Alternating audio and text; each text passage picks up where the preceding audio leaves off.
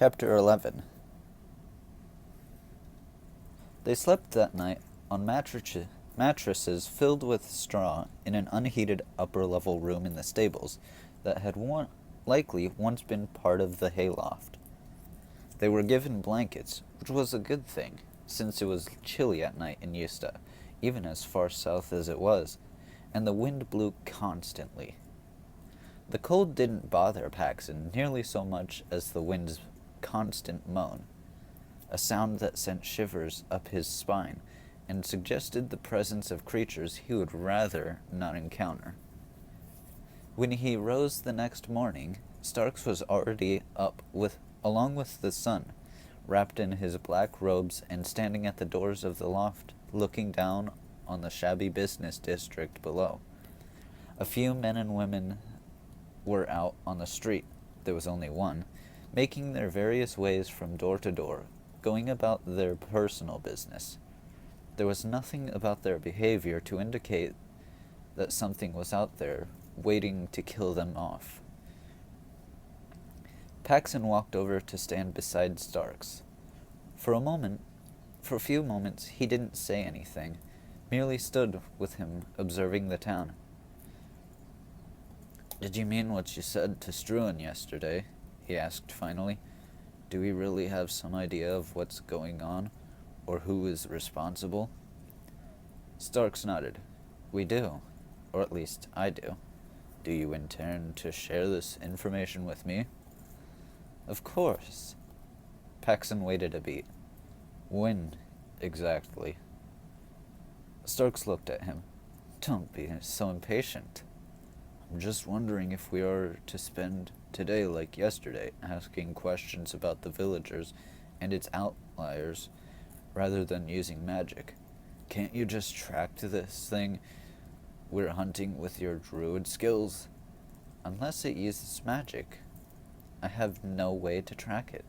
Its magic, Paxton, is of a different form. It's not a talisman, not a substantive thing separate from the user.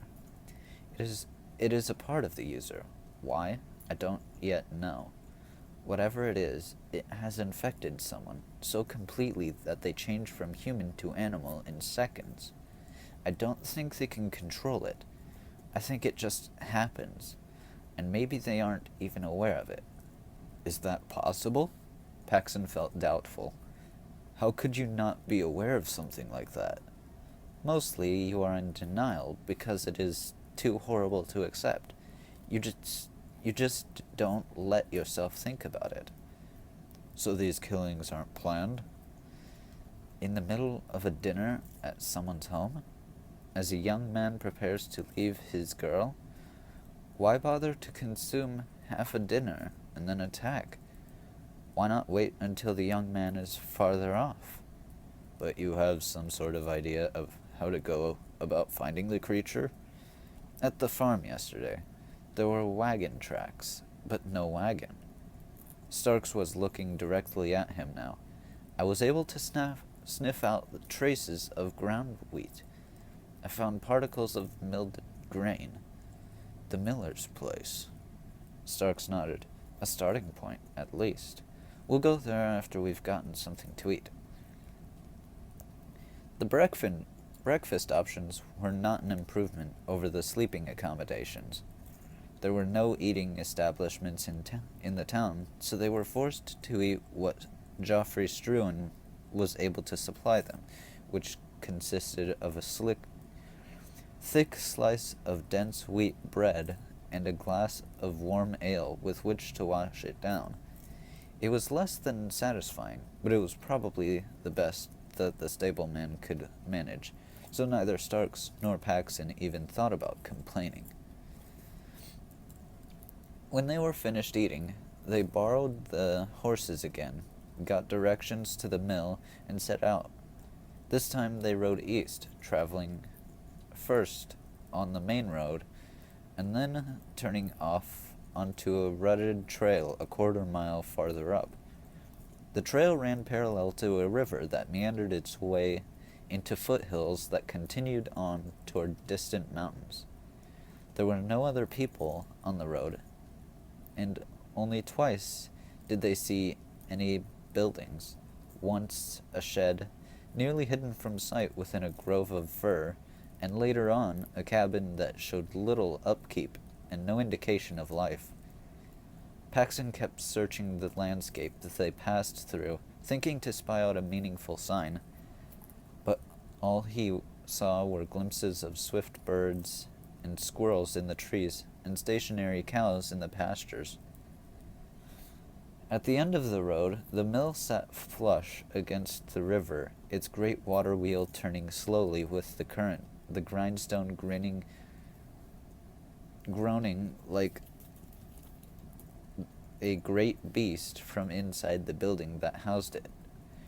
They rode to within a dozen yards of the mill before spying the cottage behind it. They dismounted there, leaving their horses, and walking up to the mill. Within the near darkness, a shadow moved, and the miller emerged. "Well met, sirs," he said cheerfully, coming up to them and shaking their hands. "I thought you might be coming out this way eventually. I'm Crombie Joe." He was a big, burly man with a shock of black hair, his shoulders massive, his hands calloused and hard. He had lively eyes that shifted back and forth between his visitors, but never left their faces. His grin was open and welcoming. Starks gave his name, and Paxton's. "Is it true your daughter was here when it happened?" The man sighed. "Iantha?" "Yes.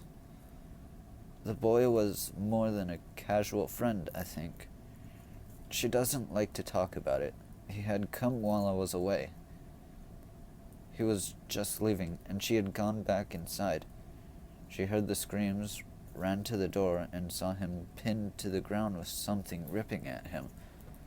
She knew right away what it was. She'd heard about the others, so she ran back inside and hid in the cellar until it was done." "There was nothing she could do?" Starks offered. Paxton wasn't sure if it was a statement or a question, or even how it was intended. "Nothing. Nothing anyone can do about a thing like that. Have you any ideas about this?" "One or two." "The townspeople don't trust the Druids. Don't like them, in fact. If it weren't for Joffrey Struan, you wouldn't be here at all. I think it's a good thing you are." "Were you out at the Carbonite place the other day?" Starks asked him, smiling. The miller nodded.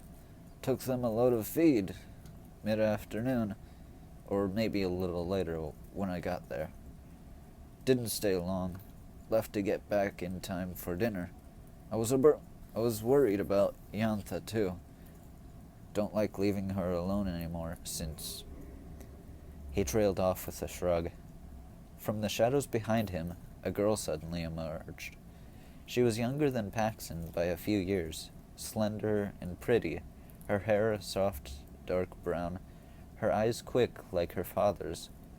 She came forward a few steps and stopped, as if waiting for permission to approach. "Iantha, come here," her father urged, holding out his hand.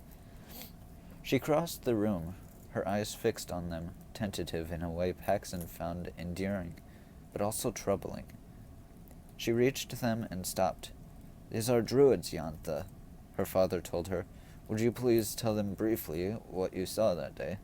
Just what you can manage, girl." In a halting voice, Iantha related the events immediately leading up to the departure of the young man and his subsequent killing. She could not describe the creature, or offer much in the way of details about the killing. She had gone into hiding at once, terrified of what might happen to her. Indeed, she looked appropriately terrified, even now, talking about it. She looked at the ground while she told her tale, and kept her hands clasped tightly in front of her. When she was done, Starks asked if she could show them where everything took place. She nodded without speaking. and led them outside the mill and up to the yard fronting the cottage. She pointed out where her young man had mounted his horse and started to ride away. She showed them where she was standing on the cottage porch before she turned to go back inside. She walked them over to where the killing had occurred, although she would not go close to the stained, rutted earth. Starks went over and knelt next to the killing ground, searching it carefully. The miller joined him, offering bits and pieces of information. Yantha moved over beside Paxson and stood looking at him. "You seem nice," she said after a minute. Paxson met her intense gaze. "I should be saying that about you, Yantha." "Will you be my friend?" He hesitated, confused by this. "Of course. But you must have lots of friends." "My father doesn't want me to have friends." He glanced over at the miller, who was suddenly looking right at him. "Why would that be?" "He is afraid for me." Her voice was small, almost a whisper. "He thinks—" "Yantha!" her father called out sharply. "Let the man be. He has work he needs to do." Yantha moved away, head lowered. Paxson forced himself to smile at the miller. "She was just asking me about the Druids," he said.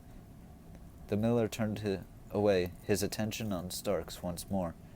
The Druid had risen and was looking around. Paxson glanced once more at Yantha, then walked over to join him. "We should move along," he said to Starks, a completely inappropriate remark to a superior from a subordinate. But the miller wouldn't know this, and he wanted to get Starks alone. The Druid nodded. "We might want to speak with you again later," he told the miller, extending his hand. "Thank you for your help, and for yours as well, Yantha," he added. They left the miller and his daughter standing in the yard of their cottage, walked back down to where they had left their horses and mounted them. Starks took a last look around, saying as he did so, "Did you learn something you want to share?" As they rode back down the trail, Paxson told him of his brief conversation with the girl. "She seems frightened. I don't know what's troubling her, but something is." "We might infer that it has something to do with her father's story about visiting the Carbonites to deliver grain, and then leaving just before they were killed. Yet there was a third place sitting at the table. It doesn't look like we are being told everything, does it?" "I would like to get Yantha alone for a few minutes," Paxson said a moment later. "She might say more when her father isn't around." Starks nodded, urging his horse ahead. "Let's see what we can do." They spent the remainder of the day visiting the sites of the other killings and speaking with the few people who had actually seen the creature responsible. All described it as wolfish and walking upright. No one had gotten a close, clear look at its face. All of the sightings had been at night and in shadows. One man said he had witnessed the creature ambush a rider who had passed him on the road while he was walking the other way.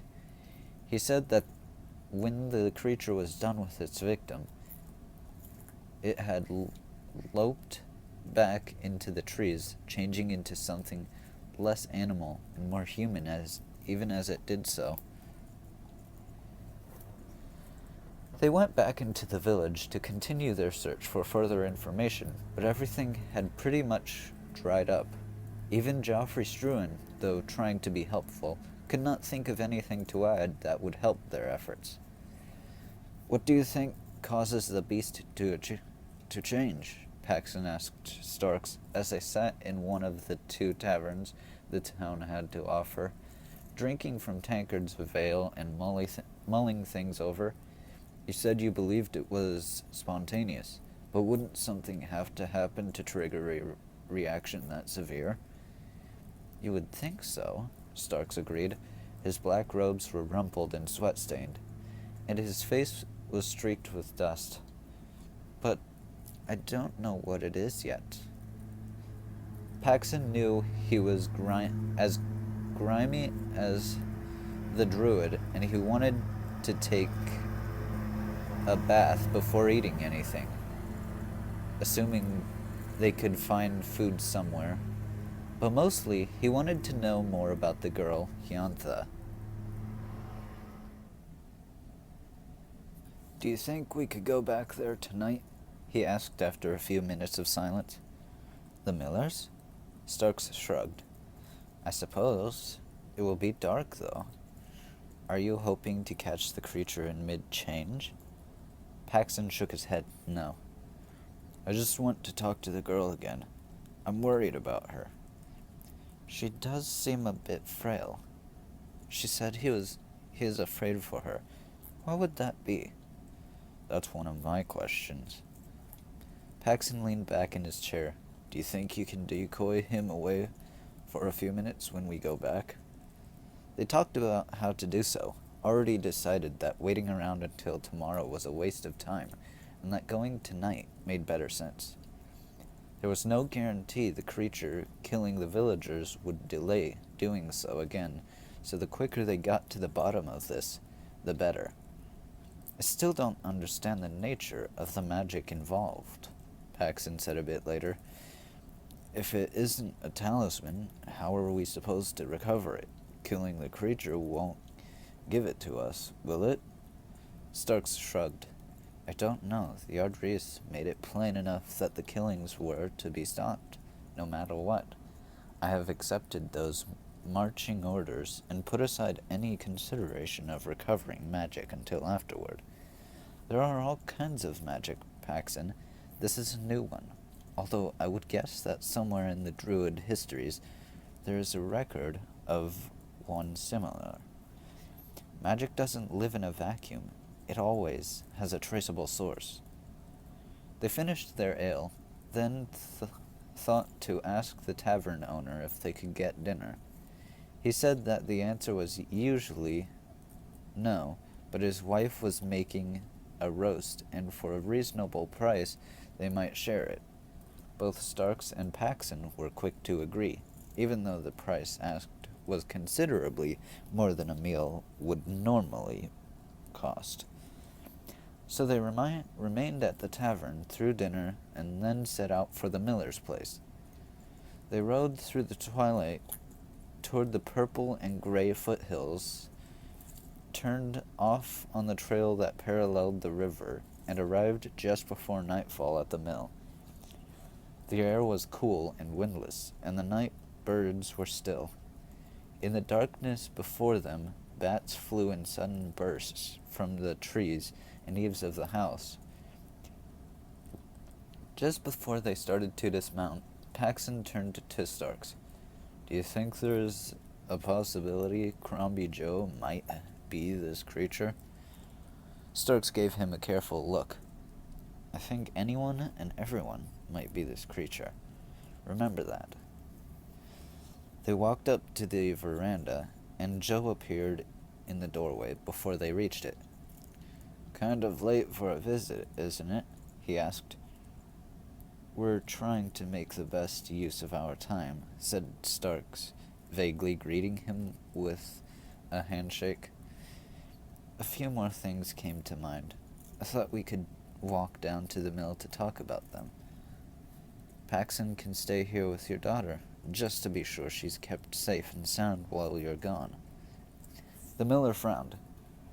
She could go with us. She should, I think. It might be best if she stays behind. What I have to tell you is not fit for young ears. It will remind her of the very things you've already said she needs to forget.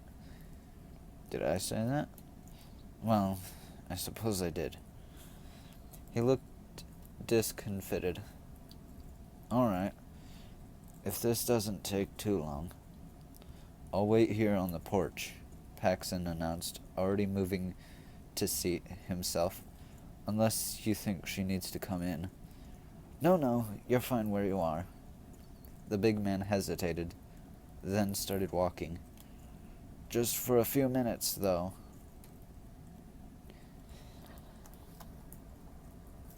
Paxson sat alone in the darkness, conscious of the weight of his sword where it pressed against his back, a comforting presence. His eyes were sufficiently adjusted to the darkness by now that he could see almost everything clearly in the mix of light from the quarter moon and stars. He could hear the steady rippling of the river as it flowed past the cottage some 30 feet away, its movement casting a silvery sheen in the moonlight. Not a minute had passed before Hyantha came through the door and sat down beside him. "You came back," she said. Her eyes were huge in the darkness, her fine dark hair like a veil where it spilled over her face. "I was worried about you. I didn't like what you had to say about your father. Why wouldn't he want you to have friends?" "He's just trying to protect me. But I suppose it could be something else." He waited, but she didn't say anything more. "Are you afraid of him?" She stared at him. "What an odd question. No, I'm not afraid of him. He's my father. I'm just worried about him." "Why?" She shrugged. "He takes too many chances. He's brave and he's strong, so he thinks nothing can hurt him." "Like the creature that's doing these killings?" She hesitated. Maybe something else." She looked over at him, and then without warning, kissed him on the mouth, her hands gripping his arms to hold him to her. When she released him, there was a smile on her lips. "Did you like it?" He smiled back. "Of course. Why kiss me?" "Because I told you already. You are nice. I like you." "You don't even know me." "You don't kiss people because you know them. You kiss them because you want to." He wasn't sure that was so for most people, but maybe it was for her. They sat together in silence, and for a few minutes, and then he said, "Why do you think your friend was killed by the creature?" She shook her head. "I don't know. Maybe he did something to make it angry. Maybe he did something he shouldn't have." "What about the other people? Did they all do something to make it angry?" "I wouldn't know. I'm only guessing." She looked at him again. "Do you think it killed them for no reason?" "I don't know why it kills. Maybe it was random. Maybe it just kills because it likes killing." "That would make it difficult to find, wouldn't it?" she asked. "How would you ever find it? Unless you happened to be right there when it tried to kill someone you never could." "Oh, we'll never find it." Starks and her father were coming back from the mill, and the dark forms emerged from the darkness. "Do you want me to come back tomorrow?" he asked her suddenly. She leaned into him. "Yes. Father will be gone for several hours in the early afternoon, making deliveries. We could talk more then." She hesitated. "I have things I need to tell you."